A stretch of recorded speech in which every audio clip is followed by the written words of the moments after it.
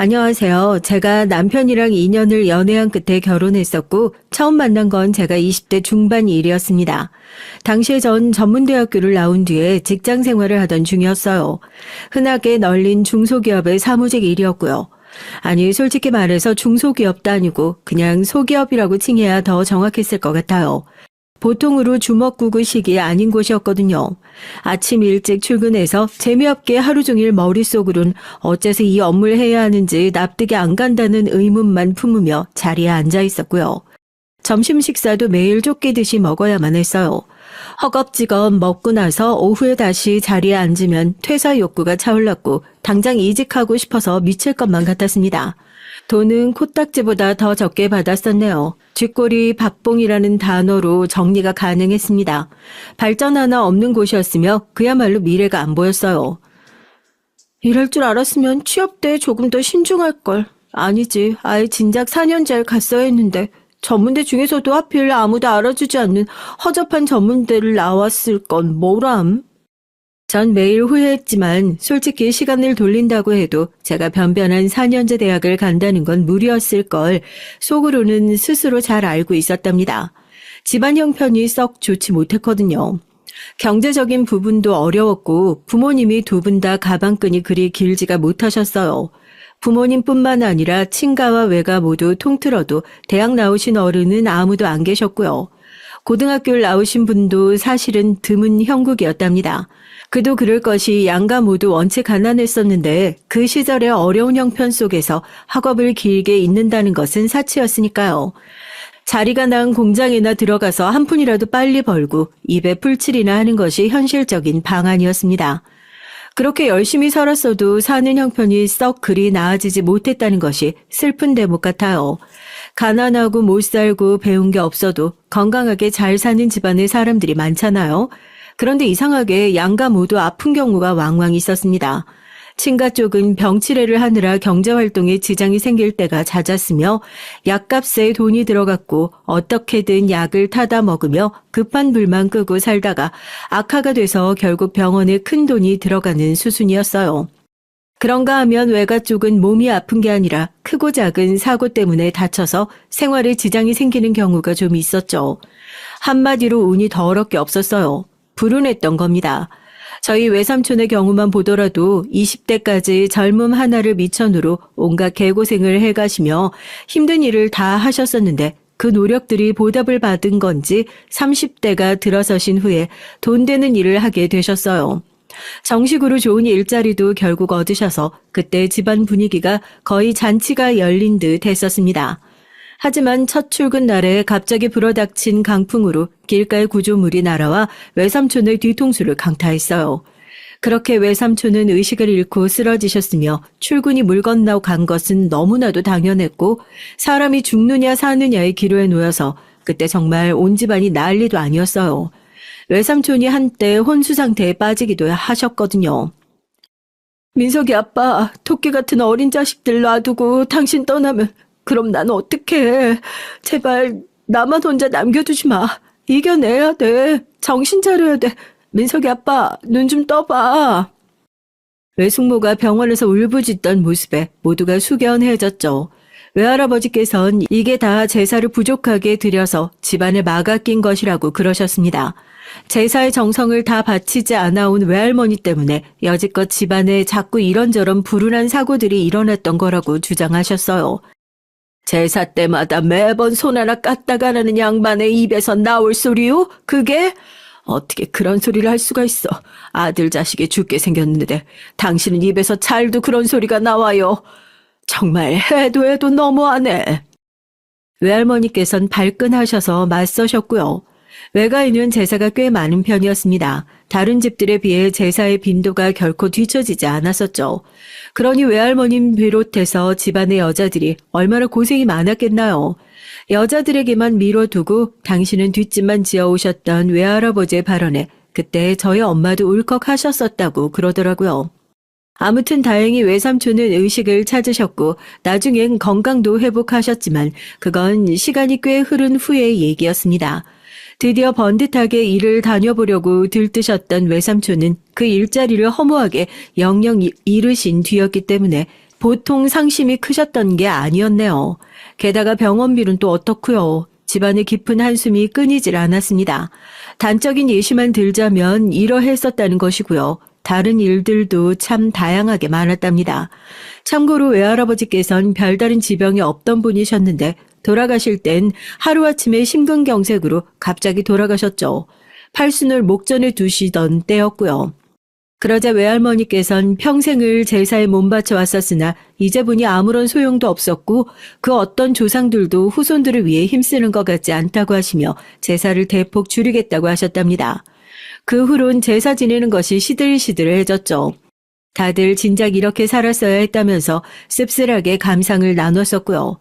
지난 세월 제사에 들인 돈, 시간, 그 모든 노력이 아까웠으니까요. 엄마는 당신의 친정이 워낙 제사를 드리는 집안이었기에 제사를 별로 안 드리는 시댁을 만나신 걸 다행으로 여기셨던 분입니다. 친가는 형편이 항상 어려웠기에 아버지도 쪼들리며 살아오셨던 분이었고 한 번도 풍족함을 느껴보신 적이 없었어요. 그래서 변변치 않은 벌이도 결혼해서 단칸방 신혼살림을 차린 것도 아무렇지 않게 생각하셨더랬죠. 아버지가 평생을 그렇게 사셨기 때문에 높은 곳을 바라보며 다르게 살아볼 작정을 쉽게 못하셨던 것 같습니다. 사람은 대체로 살아온 과거의 모습을 따라서 앞으로를 또한 살아간다고 하니까요. 다행히 대체로 몸이 약하고 건강 문제가 있는 게 친가의 특징인데 아버지는 건강 체질에 가까우셨어요. 그것 하나 정말 감사했죠. 만약에 아버지가 편찮으시기까지 했었다면 전 정말 너무 힘들게 살았을 거예요. 친인척들이 앞다투어 이런저런 문제들을 끌어안고 있었으니 연을 끊지 않는 이상 저의 가족이 영향을 안 받을 수가 없었어요. 그래서 없는 형편에도 항상 도와주고 나누고 그렇게 살아왔었고요. 아주 아담하고 그 당시 기준으로 오래됐었던 낡은 빌라에서 저희 가족이 살던 시절에 태어났던 전 유년 시절을 그 집에서 보냈었습니다. 그리고 초등학교를 졸업하기 전에 아파트로 이사를 갔었죠. 정말 아파트야? 엄마, 그럼 우리 이제 아파트에 사는 거야? 넌 그걸 대체 몇 번이나 물어보는 거야? 그래, 우리 이제 아파트로 이사 간다. 그렇게 좋으냐? 당연하지.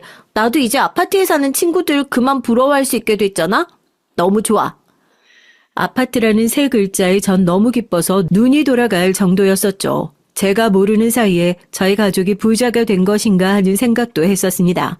그런데 막상 이사를 가보니까 제가 머릿속에 그리고 상상해왔던 바로 그런 아파트의 모습과는 거리가 좀 있더라고요. 이사를 가게 된 주공 아파트는 동마다 평수가 약간씩 달랐는데요. 저희 가족은 가장 작은 평수로 들어갔어요. 5 식구가 살기엔 솔직히 비좁았고요. 엄마, 이게 무슨 아파트야? 전에 살던 집이랑 뭐가 달라? 많이 다르지. 원래 2층 살았는데 지금 9층 살잖아. 이제 엘리베이터 생활을 하는 건데 하늘과 땅 차이 아니야? 아파트가 맞으니 아파트가 아니라고 할 수는 없고 그렇다고 해서 이걸 꿈에 그리던 아파트 생활이라고 부를 수 없었으니 어린 마음에 제가 상처를 받았었네요. 그 주공 아파트가 형편이 어려운 집들이 모여 사는 아파트라는 사실을 알게 된 건 그리 오래 지나지 않은 때의 일이었답니다. 중학교 시절 전 저희 가족이 객관적으로 가난한 데다가 미래도 안 보인다는 걸 깨닫게 됐었고요. 이어서 제가 아무리 발버둥 치며 노력을 해봐도 공부와는 크게 인연이 없다는 걸 깨닫게 됐어요. 부모님은 저에게 전교 1등을 할 게 아니라면 돈이나 벌러 다니는 게 훨씬 낫다고 말씀을 해주셨죠. 그래서 전 여상으로 고등학교를 진학했던 이후에 아르바이트를 다녔습니다. 그때부터 돈을 벌었던 거예요. 전 위로 언니가 아래로 여동생이 있어요. 딸만 셋 집이죠. 그리고 저보다 3살 많은 언닌 대학을 안 갔고 고등학교를 졸업하자마자 취직을 했습니다. 참고로 언니하고 저랑 초등학교부터 고등학교까지 전부 학교가 같은 동문이에요. 3살 차이라서 중학교, 고등학교를 동시에 같이 다니진 않았으니 교복을 제가 언니한테 물려받아 입었고요. 언니도 고등학교 때 자잘하게 아르바이트를 좀 했었어요. 그런데 버는 건 얼추 해도 모으고 아낄 줄 몰라서 그걸 별것 아닌 일에 거의 다 써버리곤 했었습니다. 힘들게 번 아르바이트 수입을 친구들하고 놀러 다니는 것에 쓰고 머리핀이나 화장품을 구입하는 데 써버렸던 언니였죠. 가끔 부모님께 소액이지만 용돈을 드리기도 했었고요. 그것 하나로 부모님은 언니더러 역시 장녀라고 하시면서 대견해 하셨고 아르바이트 비용을 날려먹은 걸 나무라지 않으셨습니다. 정리하자면 언니는 고등학교 재학 내내 아르바이트를 조금씩 꾸준히 했었지만 그걸로 저축이 된 건 하나도 없는 채로 성인이 됐으며 생산 공장이 딸려있는 작은 사무실에 취직을 했어요. 입사 딱 1년이 됐을 때 언니가 알게 된 건 본인의 임신 사실이었죠. 생산파트에서 근무를 하고 있었던 7살 연상의 형부하고 사귄 지 고작 3개월 만의 일이었습니다. 그래서 언니는 21살에 결혼을 했고요. 결혼하자마자 일은 그만뒀죠. 임신도 한 마당이었으니까요. 고작 22살에 아이 엄마가 됐습니다. 형부는 모아놓은 돈이 당시에 1,000만 원 정도 있었던 사람이었어요. 결혼을 한다니까 그 집에선 나름 아들을 위한답시고 돈을 박박 긁어서 지원을 해주셨는데 그게 2,000만 원이었고요. 언니는 모은 돈이 거의 없다시피 했었고 그 적은 돈하고 부모님이 지원해 주신 돈을 합쳐서 약 1,000만 원 남짓이었습니다. 언니하고 형부는 4천만 원이 안 되는 돈으로 뱃속에 아이는 이미 가진 채로 결혼을 했던 부부였어요. 신혼집은 당연히 월세였고요. 첫 조카를 혼자서 돌보고 있었던 언니에게 고3이었던 제가 아르바이트 가는 길에 잠깐 시간을 내서 놀러 갔었어요. 그런데 꾸미는 걸 좋아했던 언니가 추레한 모습으로 간신히 아기를 재우는 광경을 보니까 가슴이 철렁 내려앉더군요. 행복하냐고, 고작 이렇게 살아도 되는 거냐고 저도 모르게 모진 질문이 나갔었고요. 그래도 난 아직 어리잖아. 앞으로 뭐라도 일을 해서 먹고 살겠지. 네 형부도 앞으로 더 열심히 하겠다고 그랬어. 어차피 형부는 맨날 그 공장에 다니잖아. 거기서 무슨 발전이 있다고.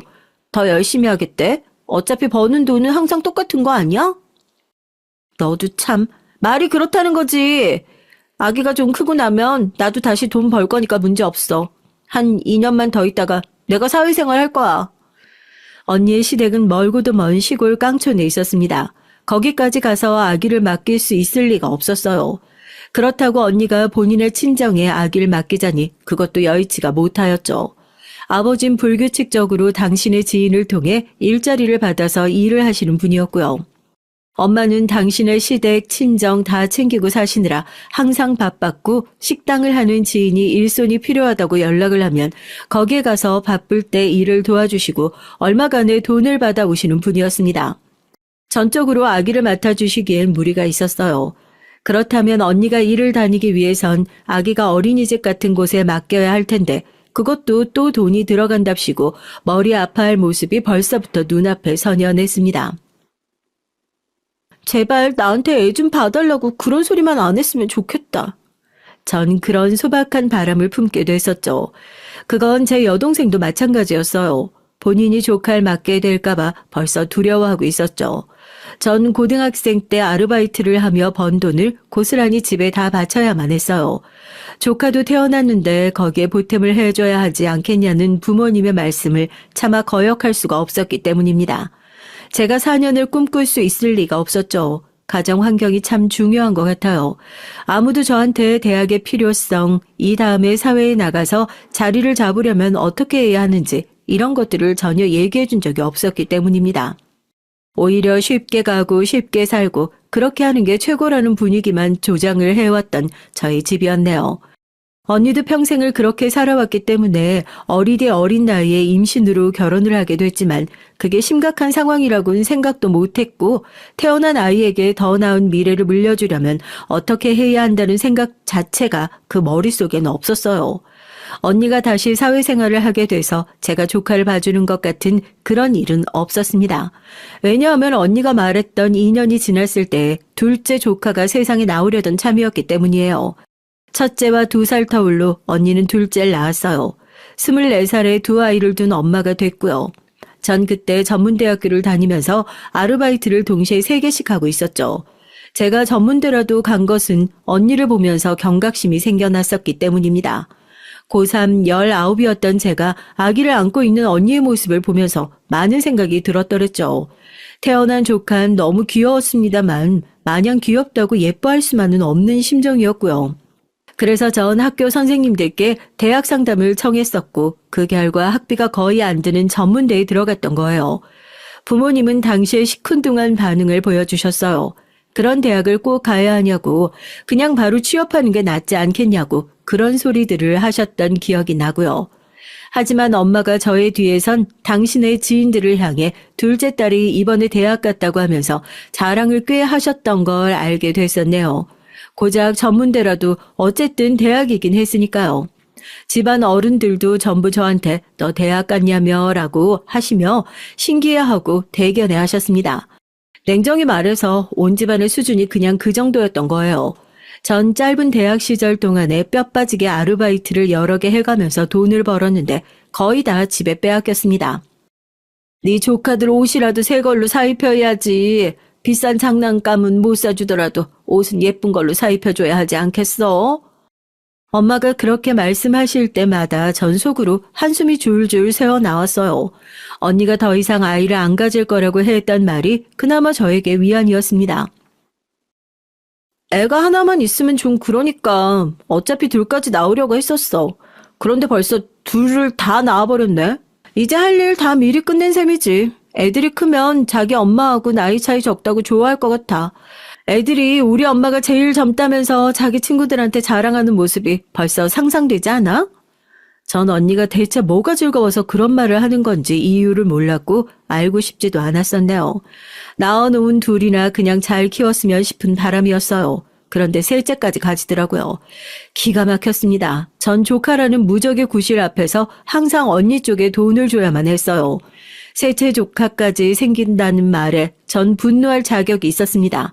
이번엔 저희 부모님도 이건 좀 아니라고 생각했는지 언니하고 형부를 드디어 나무라더군요.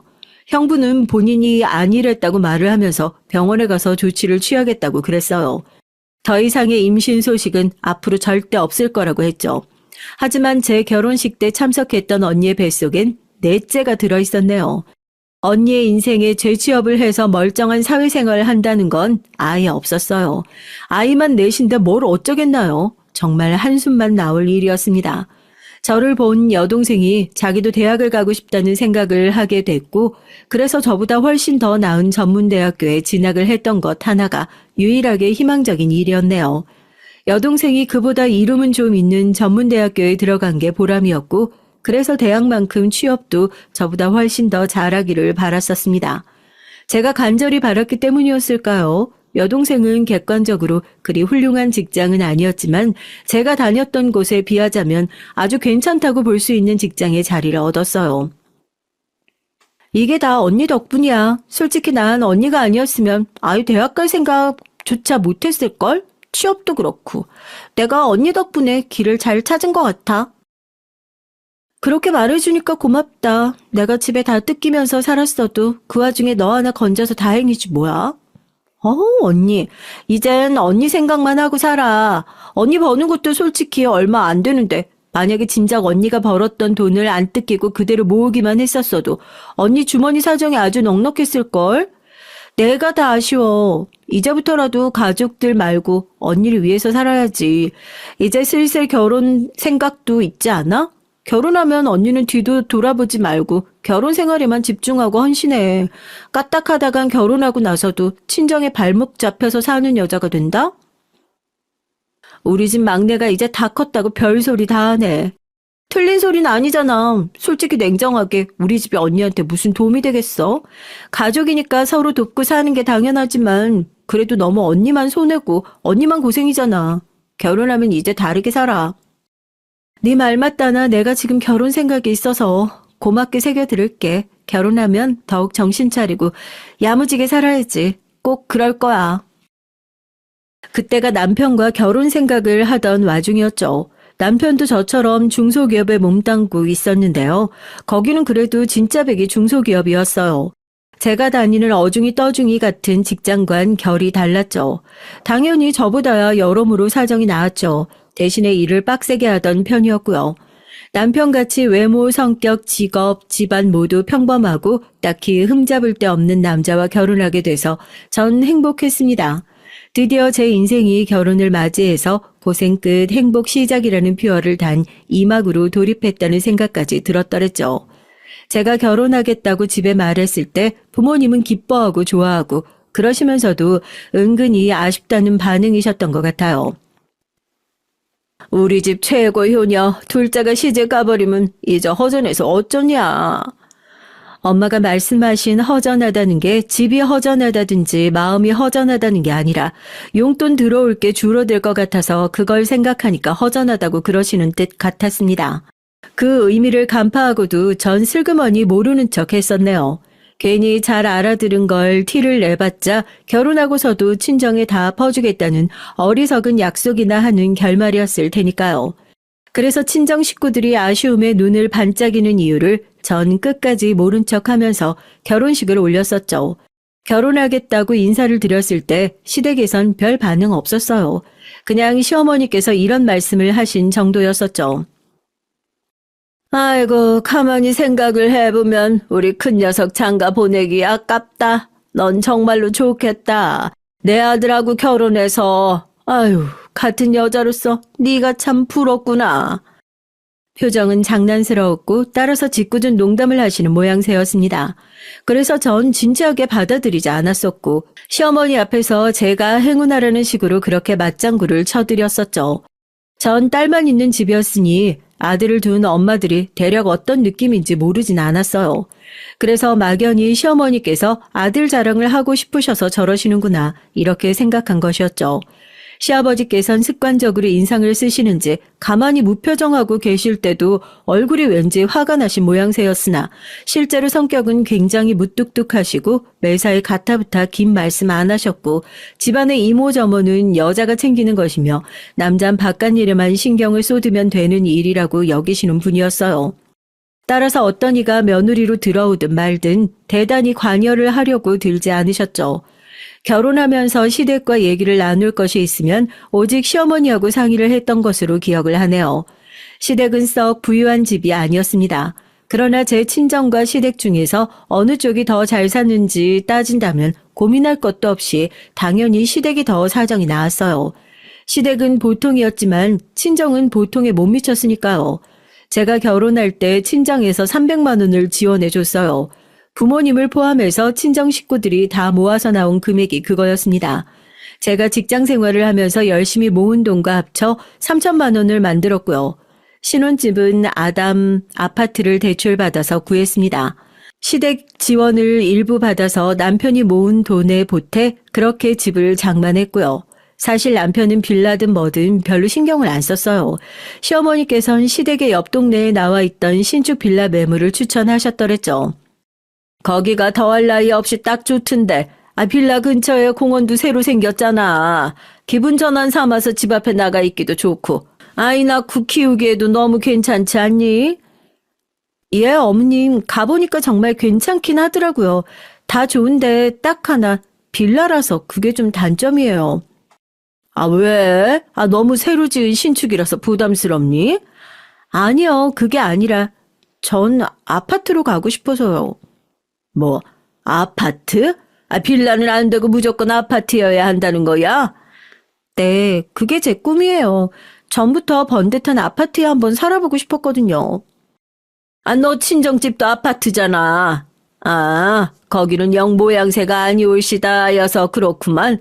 그래서 결혼하는 김에 신혼집을 아파트로 얻어보려고? 참나, 너무 당당하게 뻔뻔하니까 내가 할 말이 없을 정도네.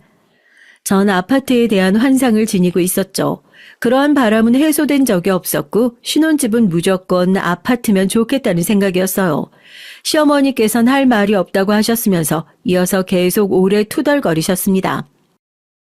아니, 그렇잖아. 어디 돈이라도 많이 들고 오든가 직업이라도 탄탄하고 좋든가 아니면 친정에 믿을 구석이라도 좀 있든가 이도저도 다 아니면 얼굴이 미스코리아 뺨치게 예쁘든가 뭐 하나는 해야 할 텐데 전부 해당이 안 되면서 바라는 것만 크고 말만 잘하고 아이고야 우리 큰 녀석이 장가를 아주 험악하게 가는구나. 오래도록 한참을 투덜거리시던 시어머니를 전 못 본 척 못 들은 척 했어요. 그게 최선의 선택인 듯 싶더라고요. 남편은 본인은 아파트든 뭐든 상관이 없는 입장이니까 강력하게 원하는 바가 있는 저의 의견을 따르는 것이 맞겠다고 생각을 해줬어요. 의견이 명확히 있는 쪽을 따라가겠다던 남편은 저와 같이 매물을 돌아보며 발품을 함께 팔아줬고 그 결과 제가 마음에 들어한 집을 신혼집으로 결정할 수 있었습니다. 너무나도 번듯한 아파트가 비록 아담한 평수일지언정 얼마나 제 눈에 예뻐 보였던지 몰라요.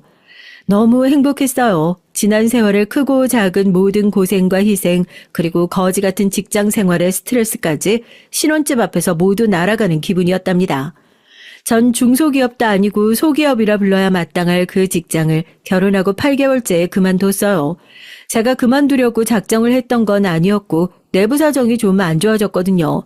저를 향해서 제발 그만두어줬으면 하는 눈총을 위에서 어찌나 보냈었는지 모릅니다. 제가 그 쥐꼬리만한 돈을 받으면서도 몇 년을 참고 굴렀는데 돌아온 취급이 겨우 그거였죠. 전 지난 노고 따위 알아주지도 않았죠. 더럽고 치사해서 그만둘 수밖에 없었습니다. 실직했다는 핑계를 대고서 친정에다간 돈 없다, 쪼들린다 이런 소리를 할 수 있었으니까 딱 하나 장점은 있었네요. 결혼하고 나서 초반엔 안 그러시더니 시간이 조금 지나자마자 친정에서 자꾸 저한테 바라고 또 바랐어요. 생활비에 보탬을 좀 해달라는 것이었죠. 제가 결혼하고 3개월 뒤에 언니가 넷째를 출산했거든요. 엄마는 이제 당신의 손주들을 돌보느라 하루를 거의 다 쓰고 계셨습니다. 삭신이 쑤셔 죽겠으니까 한의원에 침 맞으러 다닐 돈 좀 보태달라고 저한테 그렇게 운을 띄우셨던 것을 시작으로 자꾸 뭘 요구하셨어요. 저랑 남편은 아직 애도 없고 한창 둘 다 맞벌이로 일을 할 때니까 형편이 넉넉하지 않겠냐면서 말입니다. 언니가 넷째를 출산한 직후에 여동생은 가족들이랑 대판 싸운 뒤에 연락도 거의 끊은 상태로 지내는 중이었고요. 안 봐도 비디오였죠. 직장 다니는 여동생한테 빨대 꽂아서 쪽쪽 돈을 빨아먹자고 했던 부모님, 언니, 형부, 그리고 그에 동조한 친가와 외가의 어른들까지. 어떻게 된 영문인지 짐작하고도 남았죠. 제가 일을 그렇게 그만두고 난 뒤 돈 없어서 이제 큰일 났다고 친정에 핑계를 댔는데도 진작 대비도 안 해두고 뭐 했냐면서 부모님이 절 나무라시더라고요. 전 고등학교 때부터 번 걸 오래도록 집에 다 들였었는데 말이죠. 그리고 정작 부모님은 당신들의 노후 대비도 전혀 안 되어 있었습니다. 그런 걸 하실 생각조차 못하고 사셨고요. 전 지난 나날 동안 할 만큼 했다고 생각해서 죄책감은 덜어낸 채 이제 친정에 용돈을 못 드린다고 그랬어요. 진짜로 돈 없고 남편 보기 미안해서라도 이제 꼬박꼬박 용돈 드릴 일은 없다고 못을 박았었네요. 그리고선 제 성격상 아무것도 안 하고 쉬는 건 맞지 않아서 당장 아르바이트를 구했었죠. 집 근처에서 하는 일이 있었고 소소하게 벌면서 일단 생활비에 보탬을 할 생각이었습니다. 이렇게 지내는 것도 나쁘지 않다고 생각하고 있었는데 그게 시어머니의 눈엔 고가 보일 줄 몰랐어요. 아마 우리 큰 녀석은 늙기도 전에 허리가 휠 거다. 혼자서 자기 처 먹여 살리느라 고생을 하면 그렇게 허리가 휠만도 하지. 제가 결혼한 지 얼마 안 돼서 직장을 그만두고 꼴랑 아르바이트나 한다면서 안 좋게 보셨어요. 남편이 혼자 고생한다고 보셨고요. 시어머니께서 절 그렇게 보시는 걸 대체 어떻게 받아들이고 반응해야 하는지 난감했는데 어쨌든 남편하고 둘이서 아무 문제 없이 잘 지냈기 때문에 그리 심각하게 시어머니 쪽을 염려한 적은 없었습니다. 그리고 제가 결혼 딱 1년 만에 임신하기도 했고요. 제 취업 준비 도중에 알게 된 임신 사실이었고 그래서 자연스레 바로 취업을 하는 건 무산이 됐어요. 서러운 얘기지만 제가 첫째를 낳고 나서 친정 식구들하고 감정이 상하는 일이 있었어요. 출산을 한 저를 찾아와서 직장을 다시 다니고 돈을 좀 벌어다가 아이를 가졌으면 더 좋았을 뻔했단 소리를 한 거예요. 지난 세월 참았던 게 많은 저였고 거기서 폭발했습니다. 부모님이나 잘하시라고, 언니하고 형부나 정신 차리라고 막 그렇게 따지고 들었죠.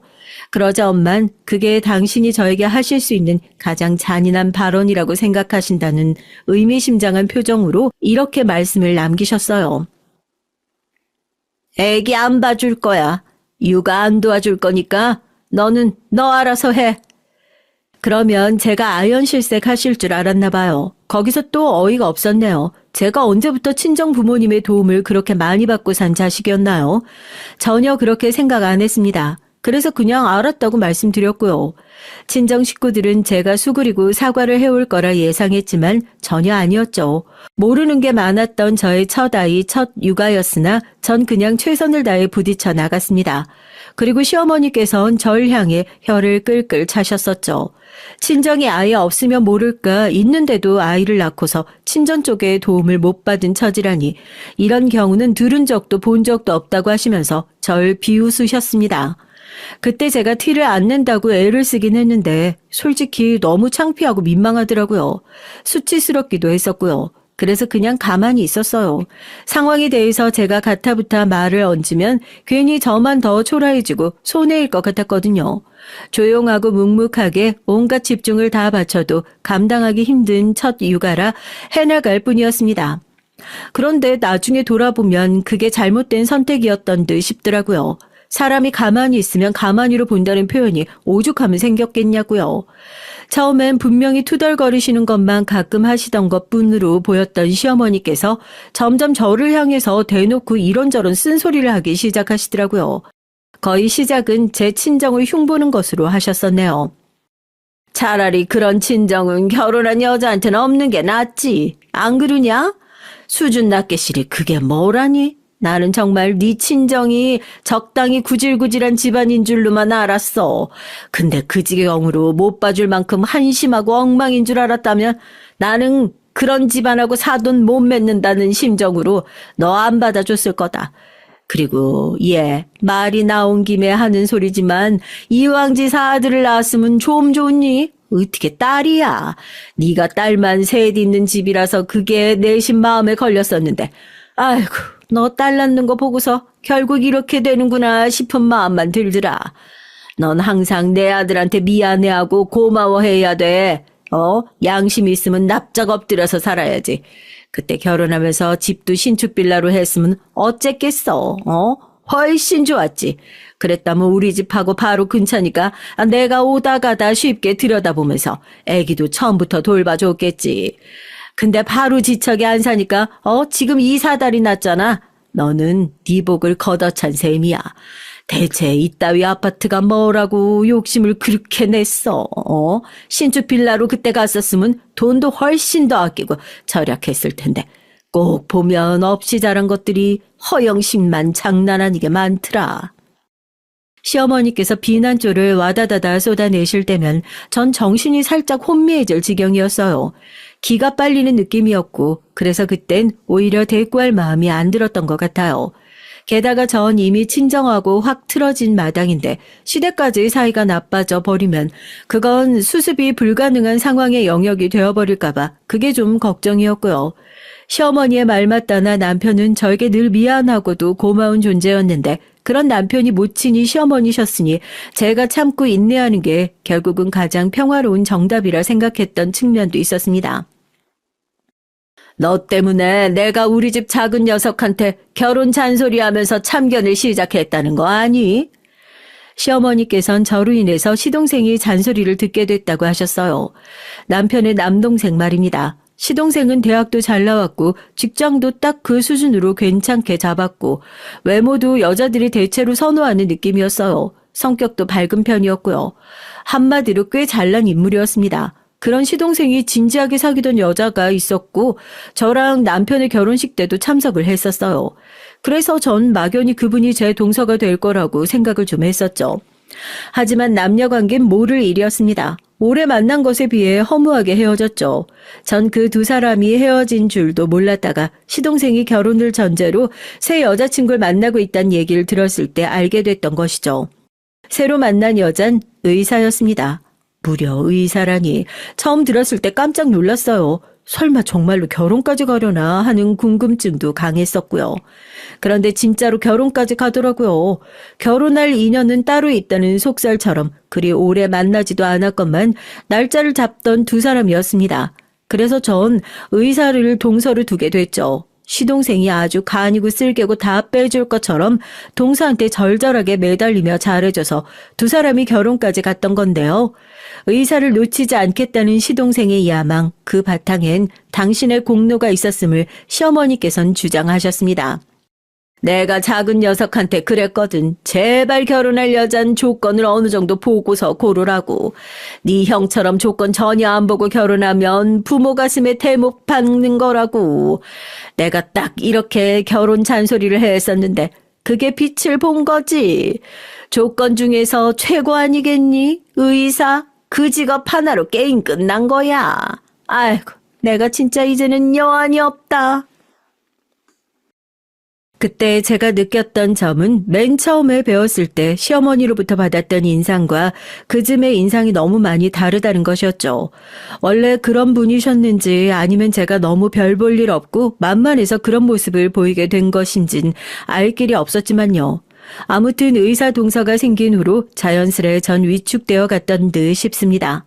저도 사람이다 보니까 바로 비교 대상이 있으며 그 비교 대상이 저보다 훨씬 더 잘난 사실에 아무렇지 않을 수가 없었네요.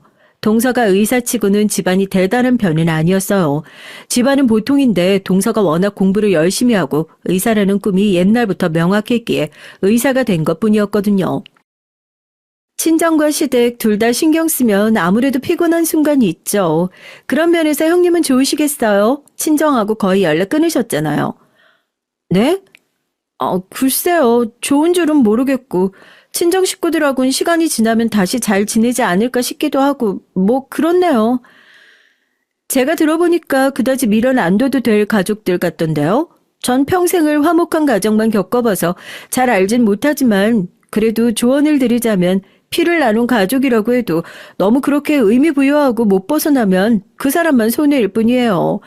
형님은 그렇게 살아보셔서 잘 아실 거 아니에요. 과거는 버리고 미래를 잘 사셔야죠. 동선의 집안이 의사를 배출했다는 것 치곤 소박하다고 해도 제가 감히 비벼볼 수 있는 건 아니었나 봐요. 초장부터 동서한테 그런 소리를 들으니까 어이가 없더군요. 동서는 본인이 직업뿐만 아니라 집안까지 저보다 훨씬 더 우월하다는 생각을 가지고 절 대하는 게 느껴졌습니다. 표정과 말투에서 드러나더군요. 하지만 제가 동서를 앞으로 보면 얼마나 자주 볼까 싶어서 속으로만 한숨 쉬고 말았었네요. 그런데 지내다 보니까 확실히 결혼한 여자로서 의지할 친정이 없으면 좀 외롭기는 하더라고요. 시어머니께서 절 만만하게 보시는 게 제가 친정이라는 믿을 구석이 없으니까 점점 더 함부로 대하시는 느낌이었어요. 전화도 아무 때나 하시고 전 당신의 푸념을 다 드려야만 하는 며느리였습니다. 제가 제자리를 잘못 만들었다는 생각뿐이었었네요. 제가 한마디를 따지면 10마디 이상으로 저에게 잔소리를 하시며 저의 부족한 부분들을 아주 조목조목 짚어주셨던 시어머니셨어요.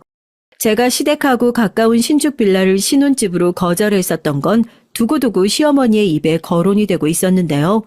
스멀스멀 부동산 열풍이 불기 시작하더니 당시 살았던 그 아담한 아파트의 집값이 천정부지로 오르기 시작했습니다.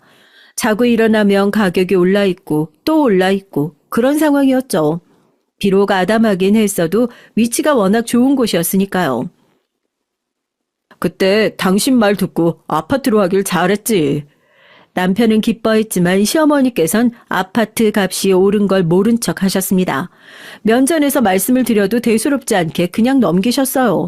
제가 잘한 부분에 있어선 어떻게든 외면을 하려고 드셨던 것이죠. 제가 둘째를 가졌을 때도 시어머니께선 저더러 또 딸을 낳을 것 같으니 기대는 내려놓겠다고 하셨었죠. 둘째가 유난히 성별 확인이 쉽지 않아서 좀 늦었는데요. 뒤늦게 확인해 보니 아들이었습니다. 솔직히 안도가 되었던 것 같아요. 시댁에 들렀을 때 둘째가 아들이라고 밝혔어요. 그러자 시어머니께서도 깜짝 놀라시며 정말이냐고 그러셨고요. 웬일로 칭찬받게 생겼다 싶었던 바로 그 순간이었습니다. 저도 말씀드릴 거 있어요. 제가 지금 뱃속에 아기 천사가 왔답니다. 갑자기 동서가 임신 사실을 밝혔어요. 이틀 전에 알았다고 하더군요. 너무 초기라서 나중에 밝히려고 했지만 그냥 지금 말씀드린다면서 동서가 웃었는데 전 당황스러웠습니다. 동서의 임신 발표 덕분에 저희 둘째가 아들이라는 사실은 묻혔고요. 제가 뭐 사랑받고 주목받고 싶어서 작정했던 건 아니었지만 그래도 사랑 기분이라는 게 안 좋더라고요. 그때도 동서가 약간 싸하다고 생각했었죠. 둘째 출산을 계기로 잠시 친정 식구들하고 왕래를 했었어요. 그랬다가 후회했죠. 네가 애 둘 엄마가 되어보니까 내가 존경스럽지? 네 조카들도 더 애틋해졌지? 언니가 자꾸 그런 소리를 하는 것도 듣기 싫었고요. 여전히 본인들 생각만 하는 게 너무 이기적인 것 같았어요. 결국은 또 친정 식구들하고 감정적으로 싸운 뒤에 연락 끊었고요. 여동생이랑만 연락하고 지냈죠. 시간이 흘러 첫째가 내년에 학교를 들어가면 제가 직장을 아예 구하려고 계획을 짜던 어느 날이었습니다. 시어머니께서 아침 대바람부터 전화를 하셔선 앞으로 저더러 동서 애 좀 봐달라고 하셨어요. 저희 둘째랑 동서애랑 1살 차이입니다. 생일도 몇 달 차이 안 나고요. 시어머니께선 둘이서 같이 놀게 하면 되니까 돌보기도 편하지 않겠냐고 하셨어요. 우리 의사 선생님이 요새 많이 바쁘다고 하시잖니. 동서 얘기를 하시며 시어머니께서 깔깔 웃음을 터뜨리셨는데 별로 달갑지 않았네요. 어려울 것 같다는 식으로만 무마하고 일단 얼버무렸습니다. 그리고 시어머니께서는 계속 저한테 동서 애 좀 봐달라고 하셨고요. 그러다가 단판을 지어야겠다 싶으셨는지 절 시댁으로 호출하셨습니다. 저도 분명하게 말씀을 드리기 위해 시댁으로 향했고요. 원래 당연히 내가 애를 봐주려고 했는데 몇 주째 지금 내가 어깨 한쪽이 아예 안 올라간다. 이런 마당에 무슨 어린애를 내가 감당하겠어. 시어머니께선 당신의 몸 상태가 안 좋고 시아버지도 신경 쓰이고 해서 시댁에선 애를 못 봐주겠다고 하셨어요. 그리고 네가 있는데 내가 왜 무리를 하겠니? 네가 애 보는 김에 그냥 한 명 더 보면 되는 것을. 동서는 자기 친정 있잖아요. 여태까지 그렇게나 친정 있는 거 가지고 자랑을 해왔는데 설마 자기 친정엔 애를 못 맡기겠다고 하던가요? 예, 그 집에 너만큼 판판이 노는 사람이 있겠니? 논다니요. 어머님 저도 맨날 바빠요. 네가 뭘 바빠. 내 아들이 힘든 게 번 돈 쓰기만 할 줄 알면서. 대신 어머님 아들은 살림 안 하잖아요. 애들 안 보잖아요. 그리고 저 평일엔 아르바이트 다니잖아요. 그거 아르바이트 좀 깔짝거리는 거 가지고 너 되게 생색이다. 하여간에 남도 아니고 네 시조카 잠깐씩 봐주는 것도 못하겠다고 하면 너는 이 집안 사람 아니니? 그게 어디 한 가족이니 남이지. 왜 얘기가 그렇게 튀나요? 저도 제 사정과 상황이라는 게 있어요. 애는 못 맡아요. 의사라도 수입돼 좋은데 돈 써서 전문가 고용하면 되죠. 굳이 저여야 돼요? 이런 싸가지를 봤나? 어디 시어머니 앞에서 따박따박 말대꾸야? 어디 감히 기어올라? 이혼당하기 싫으면 참말 말고 내가 시키는 대로 해. 시어머니께서 목이 빨개진 채로 소리를 지르셨던 바로 그때였습니다. 동서가 왔어요. 병원에서 바로 온 것 같은 그런 느낌이었죠. 시어머니한테 제가 잔뜩 혼이 나고 있었던 것으로 보일 수밖에 없는 상황. 그 분위기를 읽은 동서가 옅게 웃었습니다. 절 비웃는 것 같더군요. 그래서 제가 동서 쪽으로 몸을 틀어 말했어요. 동서, 어머님도 애 봐주기 힘들다고 하시고 나도 상황이 안 따라줘. 동서가 알아서 해결을 해야 할 것 같은데 자기 애는 자기가 봐야지. 동선 친정도 있잖아? 형님 돈 달라고 그러시는 거죠? 네, 저도 생각하고 있었어요. 돈? 애 보는 값 수고비 달라고 하시는 거잖아요. 저도 드릴 생각이었어요. 상식적인 선에서 쳐드릴 테니까 마음 놓고 저희 애 좀 봐주세요. 됐죠? 동선 제가 돈을 받기 위해서 쇼를 한다고 여긴 모양이었습니다. 저를 낮잡아 보는 그 특유의 눈빛을 하고 있었고요. 역시 우리 며느리 아주 똑부러져. 내가 며느리 하나 잘 둬서 어제도 오랜만에 보는 지인들하고 모였을 때 기가 살았다니까. 시어머니께서 즐겁게 웃으시며 동서를 축혀 세우셨습니다. 그리고 동서는 호호 웃으면서 시어머니를 향해 화답을 한 뒤에 저를 흘겨봤어요. 그 순간 저도 모르게 동서의 뺨을 쳤습니다. 너 지금 미쳤니? 누구 뺨을 때려? 시어머니께서 펄쩍 뛰셨고 전 홀가분하게 가방을 챙겼어요. 제가 지금까지 잘못 살았던 것 같아요.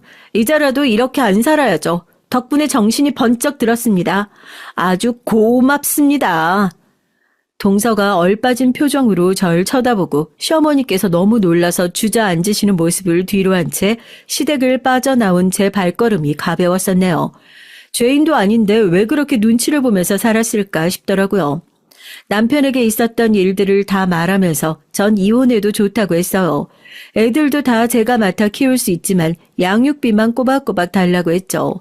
남편은 기절 직전이었고요. 열받은 남편이 시댁으로 가서 시어머니와 맞붙었습니다. 그리고 시어머니께선 그동안 별 이유도 없이 일부러 절 괴롭혔음을 시인하셨고요. 뭐 하나 잘난 구석이 없으면 시댁에 납작 엎드려서 살기라도 해야 하는 거 아니니? 나는 그렇게 생각했을 뿐이다. 시어머니의 심경 고백을 듣고 남편이 깨달은 게 많았죠. 저에게 앞으로 시댁이 없다고 생각하면서 살아도 좋다고 말을 해주더군요. 결의에 찬 남편의 얼굴을 보고 믿어도 되겠다 싶어서 전 알겠다고 했고요. 그리고 시동생이 화가 난 채로 남편에게 연락을 했습니다. 제가 동서의 뺨을 때린 일 때문이었죠. 너 나랑 맞짱 한번 떠볼래? 주먹 다짐하고 싶냐? 그러자 남편이 딱 그렇게 말했고 시동생은 조용해져서 꼬리를 말았습니다. 속이 시원하고 후련했네요. 집값은 아직도 치솟던 중이었고 그래서 저희 부부는 그 아파트를 아주 비싸게 팔아버렸어요. 꽤 먼 동네로 이사를 갔죠. 평수는 넓어졌지만 전에 살던 아파트보다 가격은 저렴한 아파트로 말이에요. 아무래도 위치 차이가 있으니 가격도 그만큼 싸더라고요. 애들 키우기엔 딱인 동네라서 저희 부부는 만족했습니다. 그런데 이쪽으로 또 아파트 값이 뛰기 시작해서 엉겁결에 또 이득을 봤어요. 시어머니께선 자꾸 미안하다고 남편의 휴대폰으로 연락을 하셨어요. 전 번호 차단을 해놨으니까요. 절 만나서 대화 나누고 싶다고 시어머니께서 요청을 자꾸 하셨길래 한 번은 제가 남편의 휴대폰으로 직접 답장을 보내드렸죠. 이러지 마세요. 이미 다 끝났습니다. 제가 사라지니 시어머니께서 일상이 너무 적적하고 저의 애들도 보고 싶고 그러신 모양이었죠. 친정도 비슷했어요. 시간이 지날수록 절 그리워하더군요. 제발 다시 잘 지내보자고 하나같이 절절하게 굴었습니다. 능력은 없는데 애만 많이 낳은 언니들, 애들이 하나같이 산만해서 고생이었죠. 반면에 저의 애들은 둘 다 똘똘해서 저도 신기할 정도였고요. 시키지도 않았는데 둘 다 공부에 의욕이 많았고요. 사실 더 신기한 건 동선애 쪽이었죠. 애가 공부도 못하고 교우관계도 안 좋았거든요. 진작에 그런 싹이 보였기 때문에 너무 돌보기 힘든 아이였고요. 어린이집에서도 다들 고개를 저었기 때문에 감당이 힘들어서 예전에 저한테 맡기려던 것이었고요. 애가 평범하지 못하고 키우기 너무 힘들어서 죽겠다고 부부싸움의 원인이라고 시동생이 그렇게나 우는 소리를 해댔고요. 저희 둘째가 학교에 들어간 직후에 직장을 구했는데 운이 좋게도 너무 편한 곳을 만났습니다. 지금까지도 잘 다니고 있답니다. 안녕하세요. 시아버님을 모시며 딸 하나를 키우고 살림하는 주부입니다. 남들은 아이 하나 키우는 것만으로도 벅찰 텐데 시부까지 모시려니 힘들겠다며 절 안쓰러워하지만 전 남편과 저 딸 그리고 시아버님까지 넷이서 함께 사는 지금이 너무나 행복하고 좋아요. 전 중학교 시절부터 외할머니 손에서 컸습니다. 외할머니와는 그닥 사이가 좋은 편은 아니었어요. 정확하게 표현하자면 성인이 되어 외할머니 댁에서 독립하기 전까지 살가운 말을 단 한 번도 나눠본 적이 없는 사이였습니다. 외할머니께서는 저희 어머니를 포함해서 총 5남매를 키우셨는데 저희 어머니께서는 그중 막내딸이었어요. 첫째부터 넷째는 딸, 막내 자식이 아들이었습니다. 그러니까 저희 어머니 위로는 어머니가 3명, 남동생 하나가 있던 것이죠. 4명의 딸의 막내 아들, 얘기만 들어도 대충 짐작이 가시겠지만 왜 조부모님께선 딸이 아닌 아들을 원하셨기에 자식을 계속해서 낳으신 것이었습니다. 저희 어머님의 성함은 누가 들어도 남자아이에 붙여줄 만한 이름이었는데 딸을 연달아 3명을 낳으니 제발 다음엔 아들이 나오라는 뜻에서 어머니의 이름을 미리 남자처럼 지어놨다고 해요. 주스에 비해 배도 많이 불렀고 태동도 심하고 뱃속에 있을 때부터 외할머니 고생을 많이 시켰기에 이번에야말로 남자아이구나 생각하고 낳았는데 태어나고 보니 아들이 아니라 딸이라 온 집안 전체가 실망했고 어머니께서는 어렸을 적부터 온갖 구박이라는 구박은 다 받고 크셨다고 했어요. 그렇지 않아도 배불리 먹기 힘든 형편에 자식만 5이니 막내딸이었던 저희 어머니께서는 항상 배가 고팠고 어떻게든 굶지 않기 위해 열심히 집안일도 돕고 농사일도 도왔지만 집안의 그 누구도 어머니를 챙겨주거나 예뻐해주지 않았다고 했어요. 괜히 방해만 된다며 잔소리를 듣거나 얻어맞기 일쑤였고 매일같이 혼나고 미움만 받으니 어머니께서도 점점 더 가족들 사이에서 소외감을 느끼셨다고요. 어머니와 6살 터울의 외삼촌이 태어나고 난 후로 어머니께선 집에서 완전히 없는 존재나 마찬가지였다고 해요. 큰언니는 이미 나이를 먹을 대로 먹어서 공장에 가서 돈을 벌고 있었고, 둘째 언니는 머리가 비상해서 공부를 잘했기에 집안의 자랑이었고, 셋째 언니는 얼굴이 예뻐서 마을 어른들이 다들 셋째가 제일 예쁘네 하며 모두 입을 모아 칭찬을 했다고 합니다. 그러나 저희 어머니께선 둘째 언니처럼 공부도 잘하지 못했고 얼굴도 평범했어요. 그렇다고 집안일이나 농사일을 똑부러지게 잘하는 것도 아니었습니다. 어디 하나 특출난 곳이 없었던 것이죠.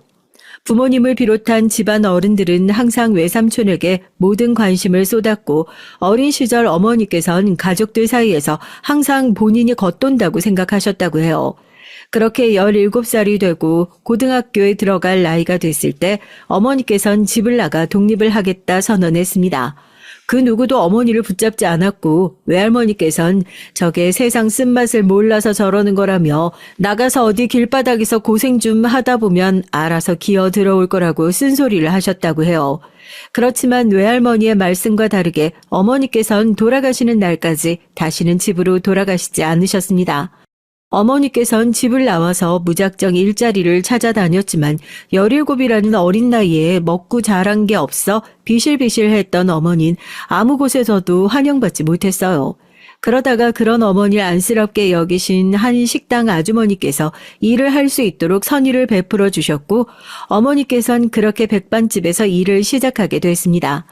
새벽부터 나가서 재료를 손질하고 분주하게 음식을 나르고 청소하고 설거지하고 몸은 몹시 고되었지만 언제나 구박받고 지내던 집에서의 생활보다 마음만은 훨씬 행복하셨다고 해요.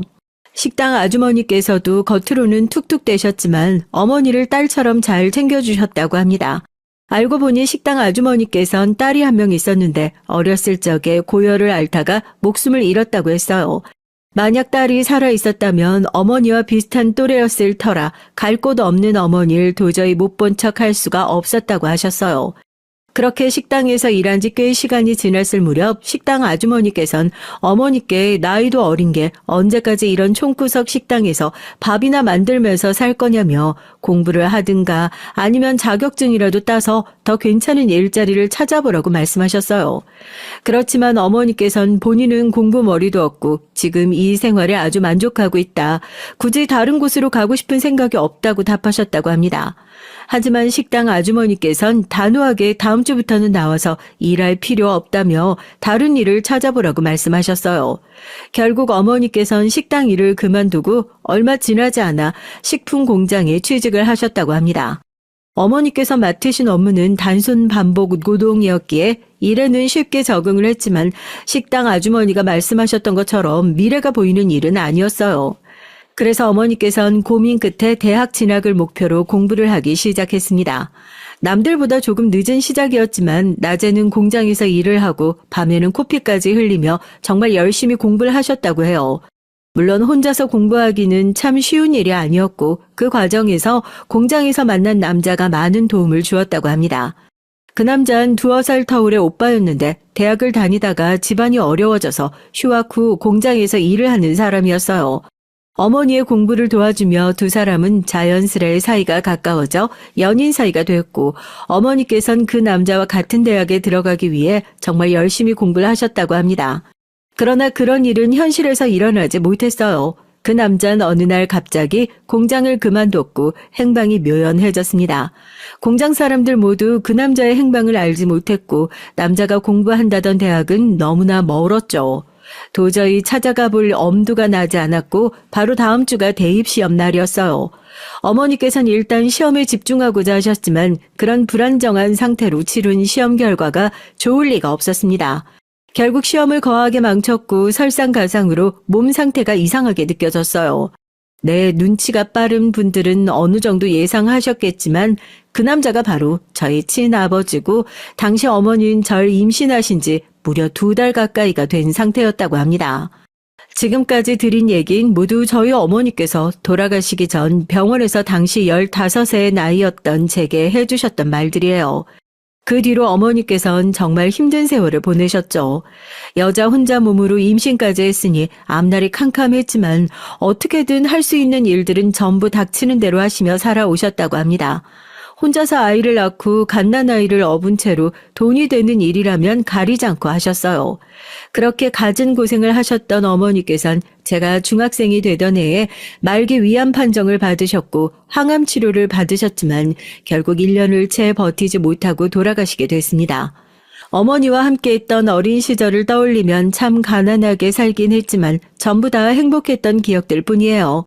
어머니와 전 라면 하나를 끓여 나눠 먹어도 서로에게 한 젓가락이라도 더 주려고 하는 사이였어요. 밤 늦게까지 일하고 돌아오시는 어머니를 위해 이불을 따뜻하게 데워놨다가 어머니께서 씻고 누우러 오시면 후다닥 자리를 비켜드리곤 했었습니다. 그러면 어머니께선 역시 우리 딸밖에 없다며 머리를 쓰다듬어 주셨어요. 전 어머니의 그 말을 참 좋아했습니다. 어렸을 적부터 왜 전 남들 다 있는 아버지도 없고 할머니 할아버지도 없는 건지 항상 궁금했지만 어머니께 그 얘기를 물어본 적이 없었어요. 어쩌다 아버지나 조부모님 얘기가 나올 때마다 어머니께선 몹시 슬픈 표정을 지으셨거든요. 조금 더 철이 들고 난 이후엔 무슨 사연이 있겠거니 때가 되면 어머니께서 말씀해 주시겠거니 생각했습니다. 병원에서 그동안 어머니께서 살아온 얘기를 다 듣고는 눈물이 펑펑 났어요. 어머니께서 그렇게 어려운 시간을 보내오신 것이 전부 저 때문인 것 같다는 생각이 들었거든요. 그렇지만 어머니께선 그렇게 생각하지 말라며 네 덕분에 지금까지 버틸 수 있었다고 말씀해 주셨습니다. 어머니께서 돌아가셨을 때 정말 하늘이 무너질 듯 슬펐어요. 어머니께서 세상 천지에 기댈 사람이 저밖에 없었듯 저 또한 어머니밖에 없었으니까요. 그렇게 어머니께서 절 떠나시고 나서 전 외할머니 집에 맡겨지게 됐습니다. 제가 외할머니 댁에 갔을 땐 자식들은 모두 다 장성해서 떠난 후였고 외할머니께선 절 떠먹게 된 걸 몹시 귀찮아 하셨어요. 일찍부터 돈 벌러 나간다던 큰이모는 어머니처럼 집안과 인연을 끊은 지 오래였고 공부를 잘했다던 둘째 이모는 서울에서 좋은 직장에 들어갔지만 마찬가지로 외할머니와 연락을 전혀 하지 않고 있었습니다. 얼굴이 예쁘장했다던 셋째 이모는 얼굴만 번지르르한 사기꾼에 당해 생고생을 다하느라 폭삭 늙어 결혼도 못하고 다방 직원을 전전하고 있었고 그렇게 금지오겹 키웠다던 외삼촌이 가장 가관이었어요. 외삼촌은 도박에 폭력 전과에 완전히 생양아치가 따로 없었고 옥살이 중이었습니다. 외할머니께서는 꼬부랑 할머니가 다 돼서 옥바라지를 하고 계셨어요. 외할머니께선 절 거의 집에서 키우는 강아지만도 못하게 생각하셨고 항상 외삼촌 생각뿐이셨거든요. 도대체 그놈의 아들이 뭐라고 어린 시절 어머니께서 어떤 취급을 받으며 자라셨을지 대강 상상이 갔습니다. 외할머니께선 제게 즉어 엄마를 닮아가지고 제대로 하는 일이 하나도 없다.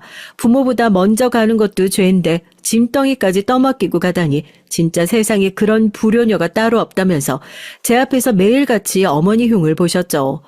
어린 시절에 어머니께서 그러셨던 것처럼 저도 하루빨리 성인이 되어 외할머니에게서 벗어나고 싶은 마음뿐이었습니다. 성인이 된 전 장학금을 받고 서울에 있는 대학에 진학했어요. 성인이 되자 어머니께서 제 앞으로 남겨놓으셨던 유산도 받을 수 있었습니다. 외할머니께서 유산이나 법적인 제도를 잘 모르셨기에 가능했던 일이었죠. 아마 외할머니께서 어머니가 제 앞으로 남겨놓은 돈이 있다는 사실을 아셨다면 진작 외삼촌 영치금으로 넣었거나 쓸모없는 곳에 써버리셨을 거예요. 천만다행으로 그 돈은 무사히 제 수중에 들어왔고 전 그 돈으로 서울의 자취방도 구하고 나름대로 서울 생활에 잘 적응할 수 있었어요. 어머니께서도 정말 힘든 삶을 사셨지만 저 또한 정말 치열하게 살았습니다. 남들 다 놀 때 장학금을 한 번이라도 놓치면 큰일이니까 항상 밤새서 코피 흘리며 공부했고요. 낮에는 공부하고 밤에는 아르바이트를 하면서 돈을 벌고 돌아가신 어머니께 꼭 성공한 모습을 보여드리고 싶었거든요. 그렇게 번듯한 직장에 취업도 하고 직장 동료의 소개로 남편도 만나게 됐습니다. 남편은 저와 다르게 아주 화목한 집안에서 교육을 잘 받고 자란 사람이었어요. 무슨 우연의 일치인지 남편은 저희 어머니와 같은 오남매 집안에서 유일한 아들이자 막내였어요. 저희 집안과 다른 점은 가족끼리 몹시 화목해 보인다는 사실이었습니다. 남편과 시댁 식구들은 제 집안 사정과 어려운 형편을 다 알면서도 절 받아들여 줬고 제 상처를 보듬어 줬습니다. 시댁 식구들 모두 정말 좋은 사람들이었어요. 그때까지만 해도 그렇다고 생각을 했습니다. 모두가 정말 착한 사람들이라고요.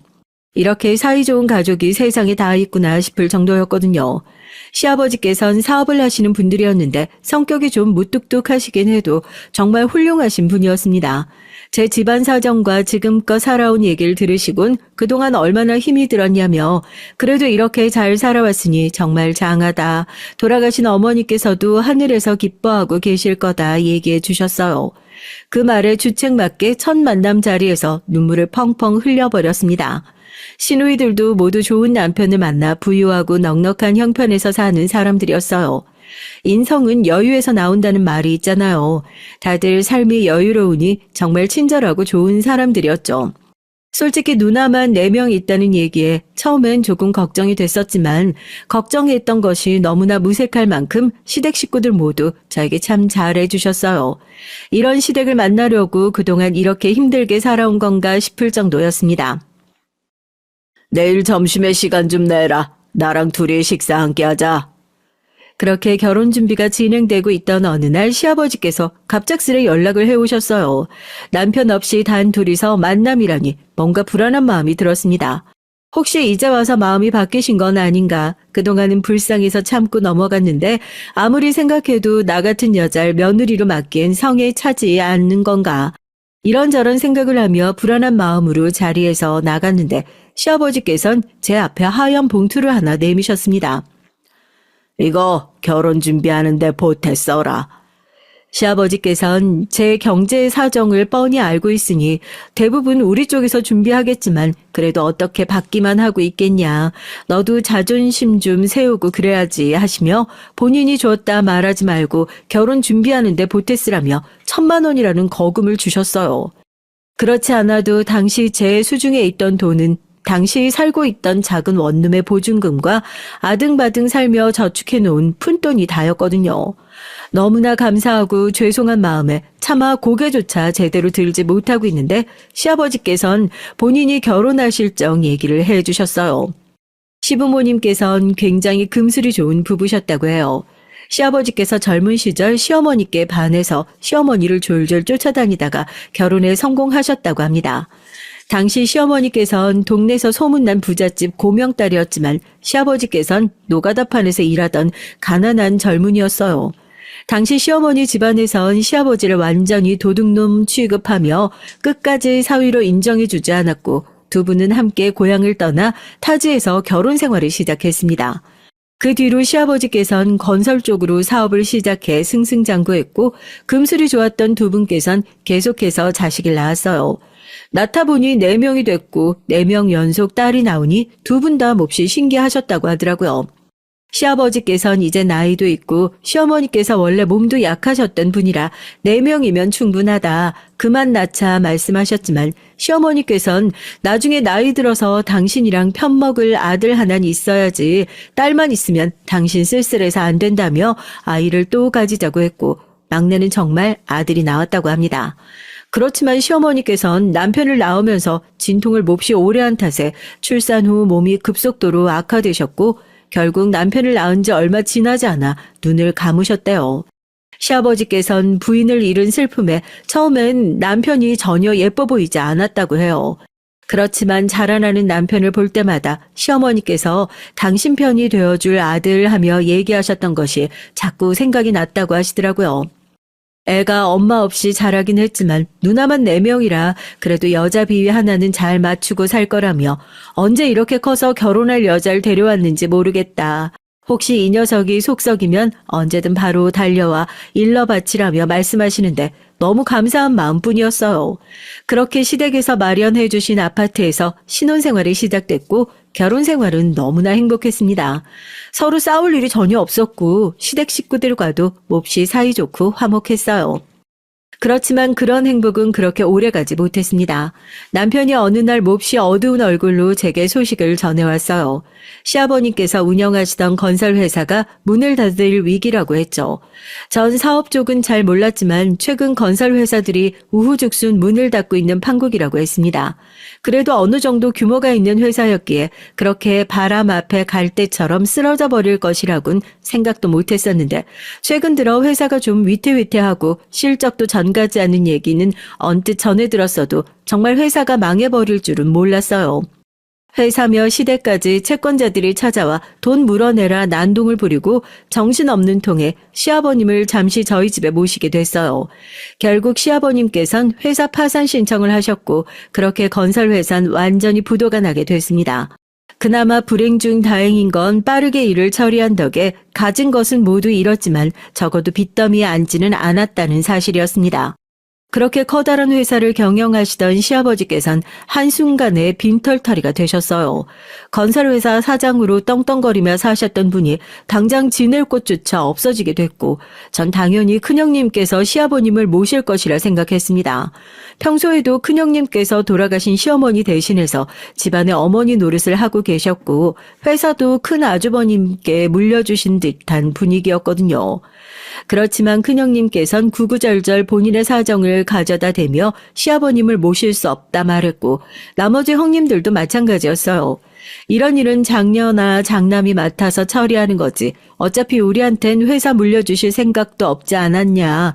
왜 우리가 이제 와서 그런 중요한 일을 맡아 해야 하냐며 다들 발을 빼는 분위기였고 그렇게 화목해 보이던 가정이 이렇게 한순간에 무너질 수가 있구나 싶었어요. 다들 너무나 매정하기 짝이 없었습니다. 그동안 시아버지께서 시어머니 없이 혼자서 자식들 키우시랴 사업하시느라 얼마나 뼈 빠지게 일을 하셨는데 그렇게 착하고 좋았던 사람들이 한순간에 완전히 다른 사람이라도 된 것 마냥 돌아서서 다들 자기 일속 챙기기에 바빴어요. 결국 시아버님은 저와 남편이 모시게 됐고 남편은 제게 몹시 미안해했습니다. 당시 전 임신 중이었거든요. 안정을 취해도 모자랄 시기에 시아버님까지 모시고 살아야 했으니 여러모로 곤란하긴 했어요. 결국 전 다니던 회사를 아예 그만두게 됐죠. 그렇지만 전 남편에게 어차피 우리가 살고 있는 이 집도 시아버지께서 사주신 것 아니냐. 미안해할 필요 없다. 애초에 내가 모시고 살고 싶었다 얘기했고 시아버지께선 부도와 자식들의 외면을 겪고는 급속도로 건강이 안 좋아지기 시작했어요. 식사도 잘 못하시고 밤에 잠도 잘 못 주무시는 것 같았어요. 처음엔 마음고생을 너무 심하게 하셔서 그런가 싶어 넘겼지만 증상이 계속되길래 뭔가 이상하다 싶었습니다. 시아버님께 병원에 가보자 말씀드렸지만 시아버님께선 그렇지 않아도 본인 때문에 고생하는데 무슨 병원까지 가냐며 손사래를 치셨죠. 그러던 어느 새벽 시아버지께선 피를 토하며 쓰러지셨고 구급차를 타고 병원에 실려가셨어요. 검사 결과 위암 말기였습니다. 세상에 어떻게 이런 운명의 장난이 있을 수가 있나 싶었습니다. 같은 병으로 돌아가신 어머니 생각에 하염없이 눈물만 흘렀죠. 그간 고통이 심하셨을 텐데 저와 남편 눈치를 보시느라 제게 말도 못하시고 너무나 죄송하고 안쓰러운 마음이었어요. 병원에선 이미 암이 다른 장기에도 전이가 많이 되었고 상태가 좋지 못하다 연세도 있으시고 오래 버티시지 못할 가능성이 크다 말했고 그렇게 시한부 선고나 다름없는 얘기를 듣고 병원에 입원을 하게 됐습니다. 소식을 들은 시누이들은 모두 안타까워하기만 했지만 그 누구도 나서서 간호를 하겠다거나 간병인을 고용하겠다는 말을 하지 않았어요. 간병인 월급만 해도 달에 몇백씩 깨지는데 남편 혼자 벌어오는 돈으로 간병인을 고용하기엔 무리가 있었고 시누이들에게 각자 조금씩 내서 모시는 게 어떻냐 얘기를 꺼내봤지만 시누들은 다들 굳이 간병인이 있어야 하냐 얘기 들어보니까 곧 돌아가실 것 같던데 그냥 병원에 맡겨두고 가끔씩 찾아뵙는 걸로 충분하지 않겠냐 말했습니다. 심지어 남편까지 굳이 간병인이 있어야 하겠냐. 병원에서 알아서 잘 돌봐드리지 않겠냐. 누나들은 돈도 안 보태줄 텐데 우리 돈으로는 못한다. 그렇다고 만삭인 당신이 간병하는 것도 말이 안 되지 않느냐며 저와 아이를 걱정했어요. 시누이들은 그렇다 치더라도 남편까지 그렇게 나올 줄은 정말 몰랐습니다. 다들 어려운 형편인 것도 아니면서 말기 암이라는 아버지를 위해 간병인 하나를 못 구해주나요? 자식이 5명이나 있는데 어떻게 5명 전부 다 아픈 아버지를 외면할 수가 있는 건지. 비록 저와는 피 한 방울 안 섞인 사이였지만 전 도저히 시아버지를 이렇게 보낼 수가 없었어요.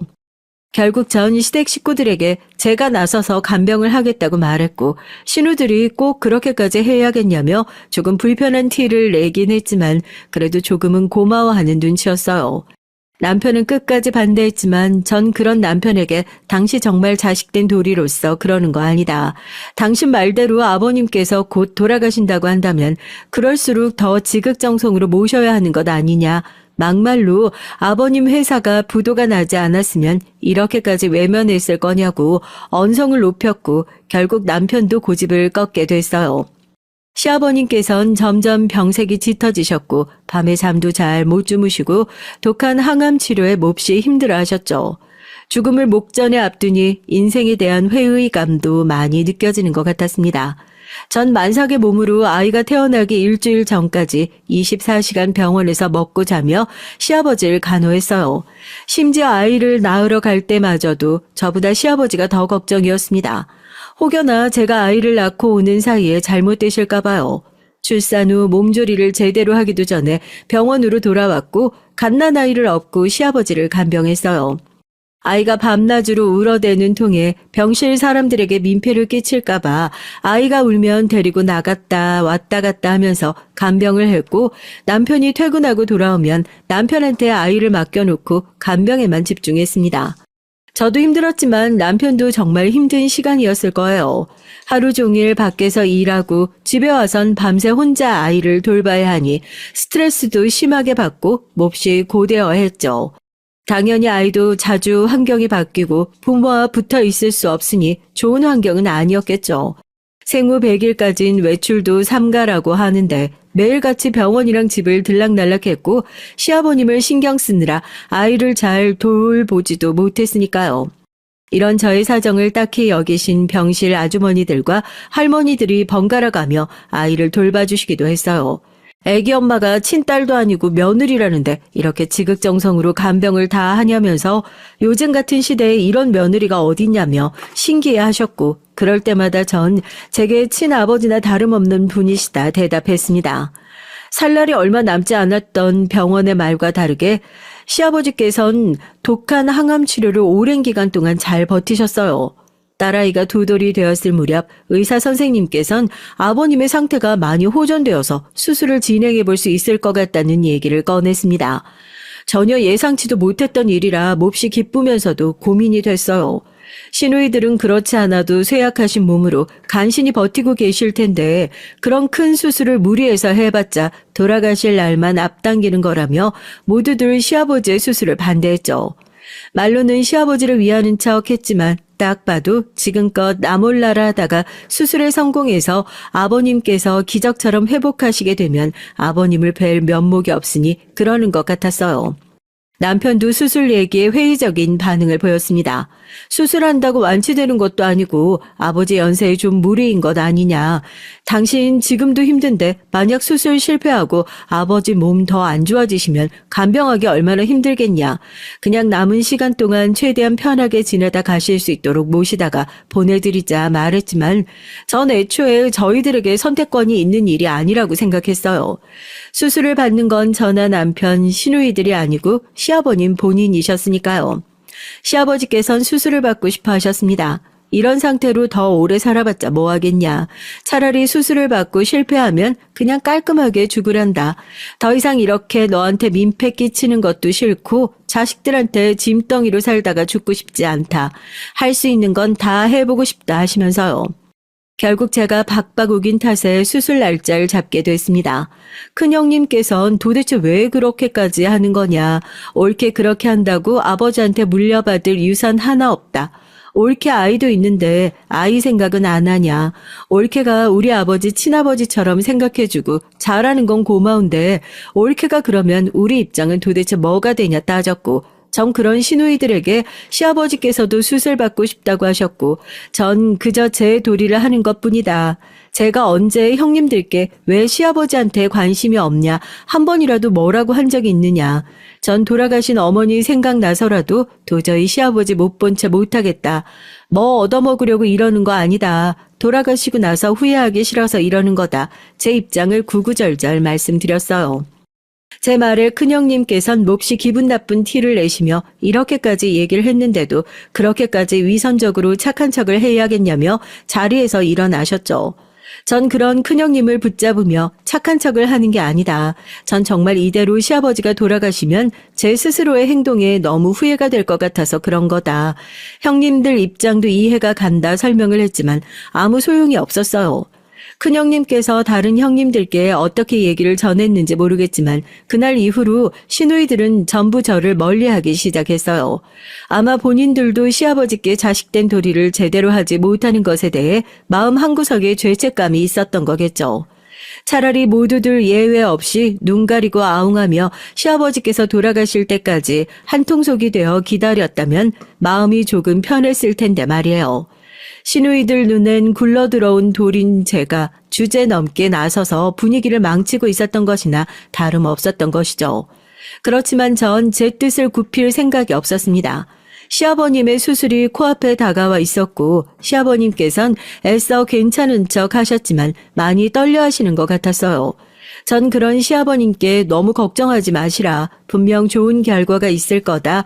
지금껏 수술을 위해 많이 노력하시지 않았냐. 의사 선생님께서도 잘 될 거라 말씀해 주셨으니 반드시 그렇게 될 거다. 계속해서 용기를 불어넣어 드렸죠. 수술 결과에 의사의 실력도 많은 영향을 끼치겠지만 수술을 받는 환자의 의지도 큰 영향을 끼친다고 생각했거든요.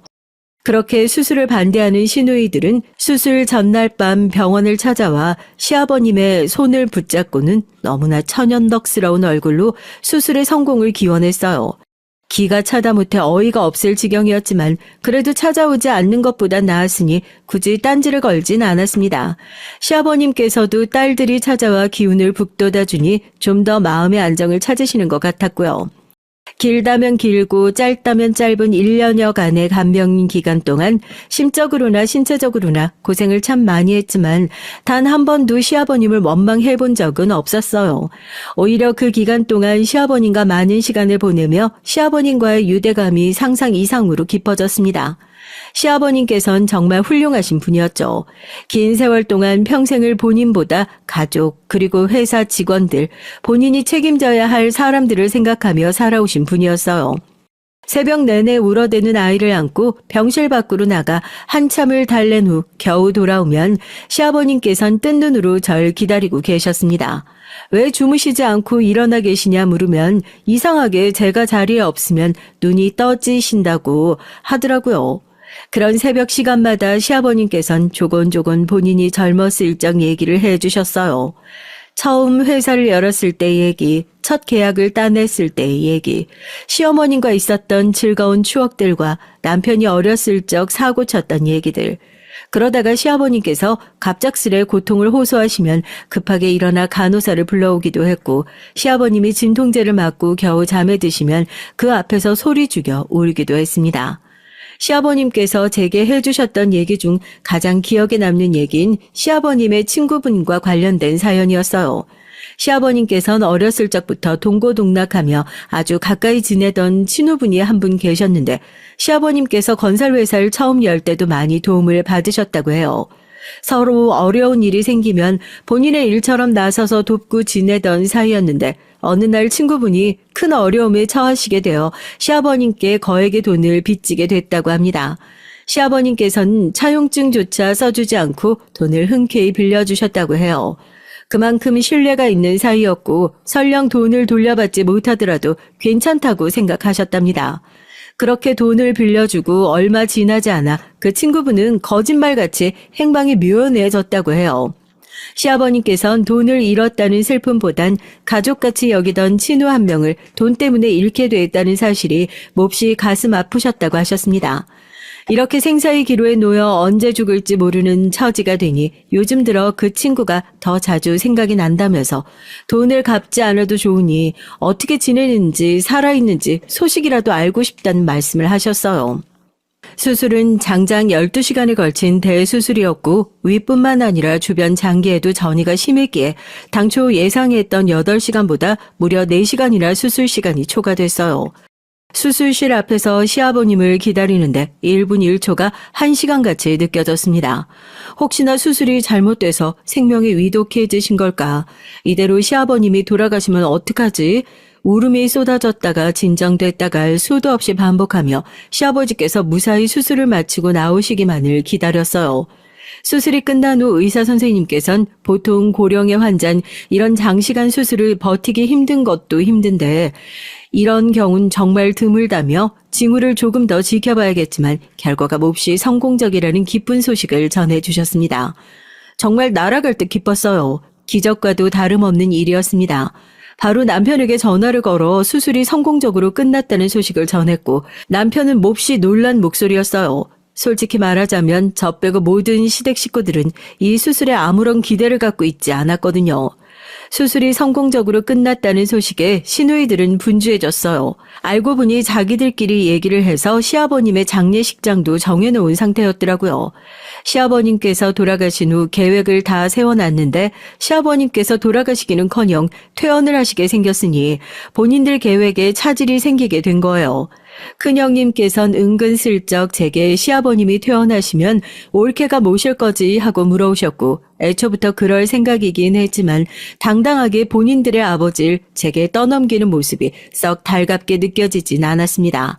게다가 큰형님께선 시아버님의 수술 이전에 저에게 착한 척 위선 떨지 말라는 말까지 하셨으면서 당연하게 제가 시아버님을 모실 거라고 생각하는 것도 아니 꼽더라고요.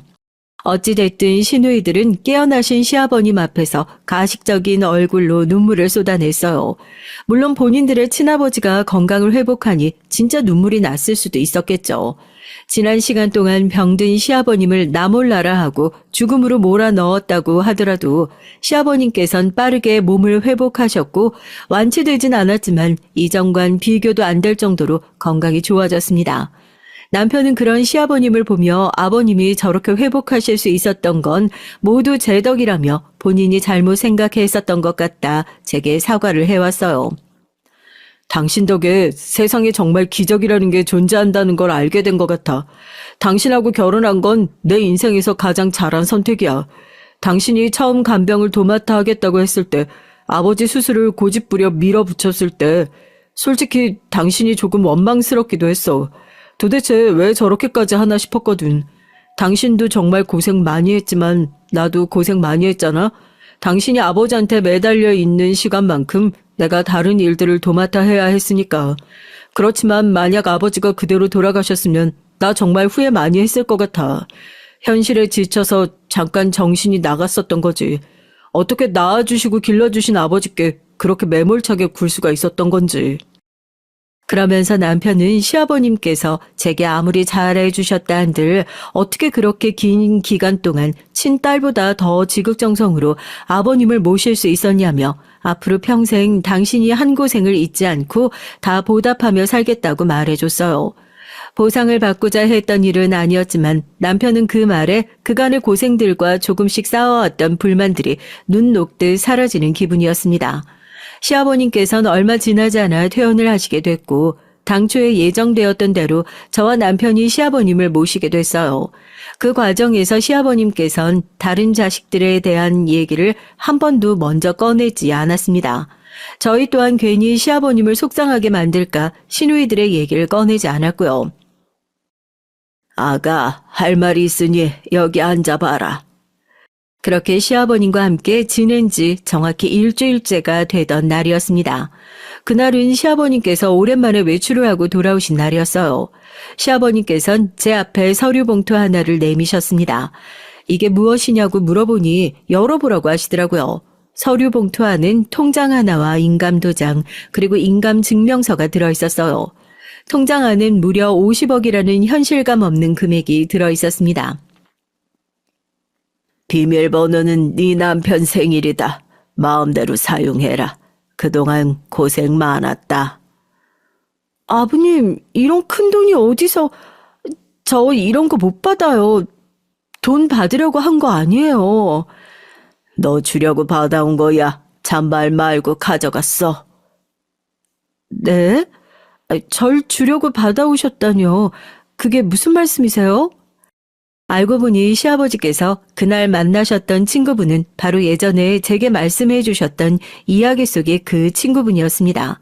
아버님께서 수술을 앞두고 계시던 어느 날 제가 잠시 자리를 비운 사이 친구분이 시아버님을 찾아오셨던 것이었어요.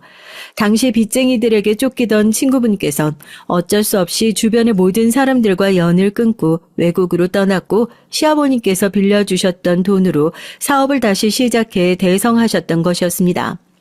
그러나 오랜 친구에게는 아무 말 없이 연락을 끊고 도망쳤다는 죄책감에 성공한 후에도 시아버님께 다시 선뜻 연락할 수가 없었다고 해요. 그렇게 평생 시아버님과 일을 마음의 짐처럼 여기며 살아오시다 시아버님의 회사가 부도났다는 소식을 듣곤 한국으로 돌아와 행방을 찾아다니셨다고 합니다. 그렇게 시아버님께서 입원하신 병원을 찾게 됐고 두 분은 30여 년간 만나 그간의 회포를 풀게 되었던 것이었어요. 시아버님께선 이제라도 소식을 알고 얼굴을 봤으니 됐다며 예전에 빌려줬던 돈은 이미 내 손을 떠난 지 오래라고 생각한다. 목숨이 왔다 갔다 하는 마당에 돈이 무슨 소용이냐 돌려줄 필요 없다 거절을 하셨다고 해요. 그러나 수술이 대성공으로 끝나고 난 후에 우연히 보게 된 제 손등이 처음 시집 왔을 때와 다르게 자글자글 주름으로 가득 차 있었고 그 모습을 보곤 참 많은 생각이 드셨다고 합니다. 그렇게 시아버님께선 퇴원 후 일주일간 고민을 하시다 결국 친구분께 다시 연락을 해 돈을 받아오셨다고 해요. 그 친구가 이제라도 다시 내 앞에 나타난 게 다 하늘의 뜻인 것 같다. 그동안 고생한 너한테 뭐라도 쥐어줄 수 있도록 이렇게라도 해야 내가 남은 시간 동안 너를 볼 낯이 생기지 않겠냐? 전 끝까지 돈을 거절하며 보상을 바라고 한 행동이 아니었다. 아버님께서 이렇게 건강하게 퇴원하신 것만으로도 충분하다 말씀드렸지만 시아버님께선 기어코 제 손에 통장을 쥐어주셨습니다. 혹시나 해서 하는 말인데 시누이들한텐 말할 필요 없다. 처음부터 네 돈이라 생각하고 받아온 것이니 나 죽기 전까지 알아서 네가 다 쓰도록 해라. 그렇게 제겐 너무나 갑작스럽게 50억 원이라는 큰 돈이 생기게 됐어요. 평생 이렇게 큰 돈이 생길 것이라고는 생각조차 해본 적이 없었습니다. 너무나 얼떨떨하고 현실감이 느껴지지 않았고 꼭 로또라도 맞은 기분이었어요. 시아버님께선 시누이나 남편에게 말할 것 없이 제가 전부 알아서 사용하라고 하셨지만 시누이들은 몰라도 남편에겐 이 사실을 털어놓아야 할 것 같았죠. 그날 밤 퇴근하고 돌아온 남편에게 시아버님께서 이런 돈을 내주셨다고 통장을 꺼내 보여주니 남편도 금액을 확인하고 너무나 놀라 눈이 휘둥그레졌어요. 남편은 제게 이 돈은 그동안 당신이 고생한 값이지 않냐며 아버지 말씀대로 누나들한테 굳이 말할 필요 없이 당신 마음대로 사용해라 말해줬고 전 몇 날 며칠을 그 돈을 들고 고민하기 시작했어요. 처음엔 시아버님께 좋은 집을 하나 얻어드리고 돌봐드릴 전문 간호인도 구해 여생 동안 편안히 지내다가 가실 수 있도록 해드리려 했지만 시아버님께서 그런 것을 바라시고 저한테 돈을 주신 건 아닐 거란 생각이 들었습니다. 오히려 돌아가시는 날까지 저희 곁에서 극진히 모시며 함께 시간을 보내는 편이 좋을 것이라고 생각했어요. 평생 여윳돈이 생겨본 적도 없었고 남편이나 저나 사치를 부리는 성격도 아니다 보니 돈은 있는데 도대체 어디다 써야 할지 모르겠더라고요. 지금 살고 있는 집도 충분히 넓고 좋았고 차도 오래되지 않았고 당장 특별히 필요한 것도 없었고요. 그렇다고 주식이나 부동산을 하기엔 저희 부부 둘 다 그런 쪽으로는 문외한이었습니다. 그렇게 거금을 들고 아무것도 하지 못한 채 시간만 보내던 차에 정말 예상치도 못했던 일이 일어났어요. 시아버님께서 퇴원하신 뒤로 거의 연락을 하지 않고 살던 큰형님께 갑작스럽게 연락이 왔고 무슨 일이신가 하니까 할 말이 있으시다며 갑자기 식사를 하자고 하시더라고요. 그것도 남편 없이 나오라면서요. 문득 결혼 전에 시아버지께서 절 불러내셨던 일이 떠올랐고 이번에도 조금 불안한 예감이 들었습니다. 큰형님께서 제게 하실 말씀 중 좋은 소식이 없으리라 생각했거든요. 큰형님 혼자서 나와 계실 것이라 생각했던 자리엔 시누이 네 분이 모두 나와 계셨고 조금 당황스러운 기분으로 자리에 앉았어요. 다 같이 모여 절 질책하려고 하시는 건가? 아니면 시아버님 장례 관련 얘기를 하려고 하시는 건가? 아니면 시아버님이 저한테 주신 50억에 대해 설마 알게 되신 건가? 별별 생각이 다 들었고 테이블에는 잠시 침묵만이 맴돌았습니다. 옳게 우리가 지금까지 좀 너무했지. 많이 늦긴 했지만 이제라도 사과하고 싶어. 그동안 고생 정말 많았어. 올케한테는 미안한 마음뿐이야. 침묵을 깨고 큰형님의 입에서 나온 말은 정말 전혀 예상하지도 못했던 사과였어요. 수술 후 시아버님께서 기적적으로 몸을 회복하시고 퇴원을 하시게 되자 시누이들은 정말 당혹스러운 마음이었다고 해요. 애초에 병원에서 얼마 살지 못하고 돌아가실 것이란 얘기를 했으니 마음을 정리하며 장례 준비를 한 것도 어찌 보면 당연한 일이었을 거라고 생각합니다. 저 또한 시아버님을 간호하고 수술 결과를 기다리면서 마냥 긍정적인 생각만 했던 건 아니었으니까요. 솔직히 아버지 회사 부도나고 몸 그렇게 되시고 곧 돌아가실 거라고만 생각했어. 우리 다들 겉으로는 넉넉하게 잘 살고 있는 것 같아도 각자 집안 사정도 있고 여러모로 여유가 없었어. 물론 지극정성으로 아버지 모신 올케 앞에선 다 핑계나 마찬가지겠지만 우리도 그동안 자식으로서 못할 짓 했던 거 알고 있어. 아버지 수술 성공하고 회복하시니 이제 이러는 것도 정말 면목 없네.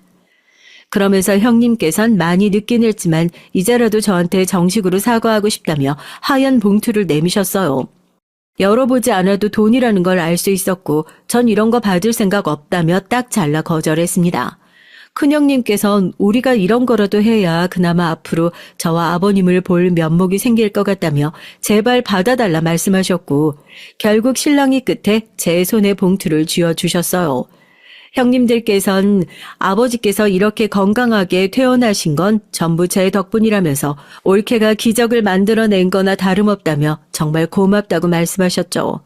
딸이 넷이나 있는데 어떻게 딸 넷보다 며느리 한 명 덕을 더 보시는지 모르겠다며 이렇게 사과하기까지 너무 오랜 시간이 걸렸다. 부끄럽지만 본인들의 잘못을 돌아보고 인정하는 게 쉽지 않았다며 연신 사과를 해오시는데 그 행동이 그저 지금 상황을 모면하기 위해 억지로 하는 행동처럼 보이지 않았어요.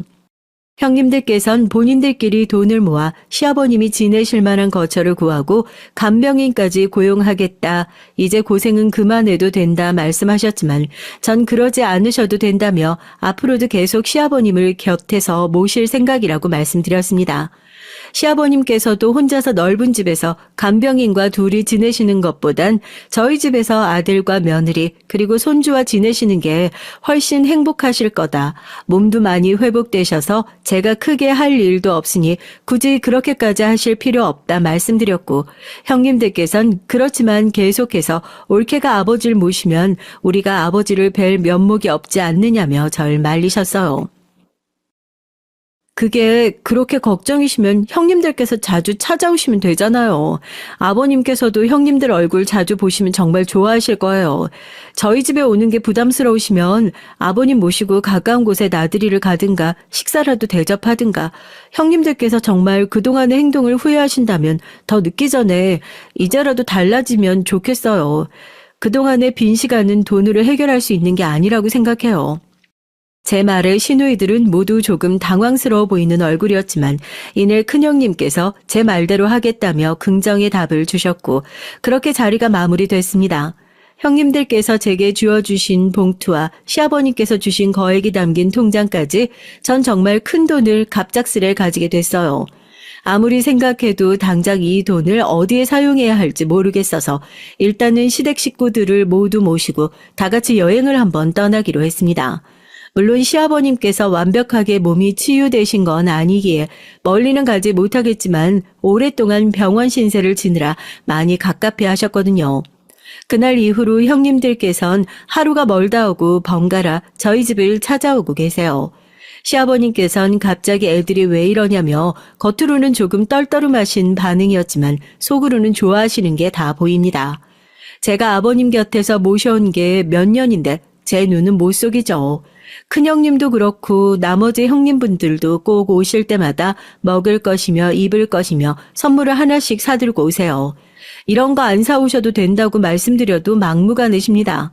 정말 오랜 시간이 흘렀지만 꼭 처음 만났을 때의 그 화목한 가정으로 돌아간 것 같은 기분이 들어요. 그때와 달라진 점이 있다면 저희 부부 사이에 너무 소중한 아기 천사가 생겼다는 사실과 평생 돈 걱정은 하지 않고 살아도 될 만큼 넉넉한 통장 잔고가 생겼다는 사실이겠죠. 부디 시아버지께서 오랫동안 저희 곁에 건강히 머물러 주시길, 그리고 저희 딸이 앞으로 건강하게 무럭무럭 잘 자라주기만을 바랄 뿐입니다. 쓰다 보니 얘기가 좀 길어진 것 같네요. 요즘 가족여행 준비에 한창이라 할 일이 많아서 이만 줄이겠습니다. 들어주신 모든 분들 감사드려요.